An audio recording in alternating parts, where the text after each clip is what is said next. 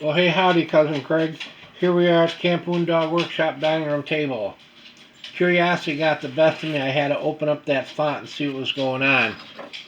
So what I did was I harvested the bung top off, and I left, see that green line? I left quite a bit of a margin. What I'm going to do when I make the repair on your usfs is cut the rise off. See, I marked around there where the green line is. That's what I'm going to cut off. On the donor bung, you can see I'm going to cut it about a 1/4 inch proud from where the rise comes in. And I got a way to split that in and bring it up and solder it so the repair will appear exactly like this. Now the issue was, we were talking about valving and stuff like that, and I was wondering what was in the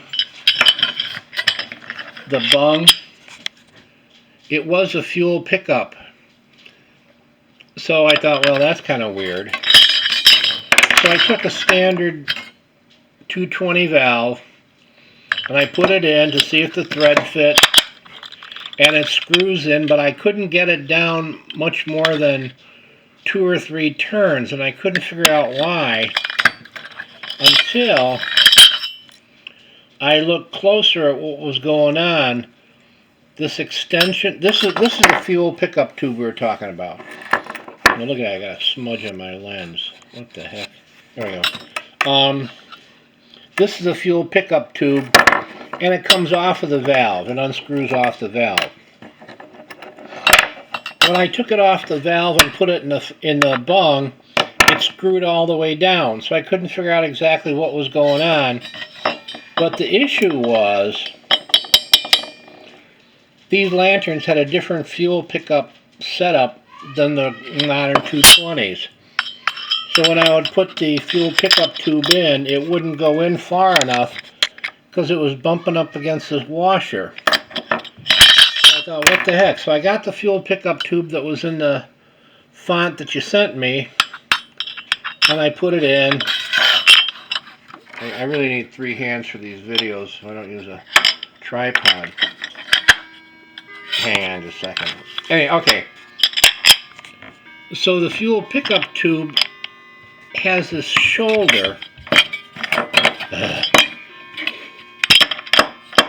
I can't get it out. There we go. See, it has a shoulder on it that fits snug against that little shelf on the inside. I don't know, let me see. Light that up so you can see what's going on. That's too bright. Anyway, so this would stick up, and the valve would sit over it and make a compression fitting against that. Well, heck, that's really goofy. You know, we don't even need to do that. We'll just use a regular fuel pickup tube. But then I looked inside the font, and I've never opened one of these up before.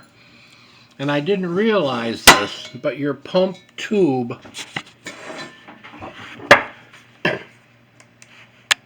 goes, wait a second. Yeah. The pump tube goes straight across the font. So there was no clearance for a straight fuel pickup tube to go in. That's why they used a curved tube. In newer models, what they did was they offset the pump so that they could use a straight fuel pickup tube, which is an easier, mechanically easier thing for them to make. So, pardon me, what I'm suggesting we do is I'm going to trim this down a little so it will fit in the valve. Right now that's too long, but I'll trim it so that it fits in the valve and makes the seal so the fuel will pick up. And when I get the font in, then I just scoot this guy around like that. Anyway, the other question was about the collar. If we modify this fuel pickup, I can use a 220 valve, and the height will be right to use one of those collars. So that's where we're at on this. I learned something new. I had no idea that fuel pickup tube. I wish I had a headlight on my camera. Anyway, I had no idea that fuel or the pump went straight across the font. That's something new to me. So I guess I'm still learning stuff. Anyway, that's where we're at. I probably won't actually get to doing the repair for, I don't know, a couple weeks. I got a lot of orders, but I was just so curious about what was going on and wanting to know how we were going to deal with it that I started. So, again, I'm going to cut the donor top about a 1/4 inch proud off of this rise.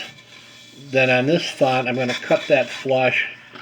So when I slip this in, I can get a perfect fit, and it's going to be beautiful. All right, so that's where we're at. Have a good weekend.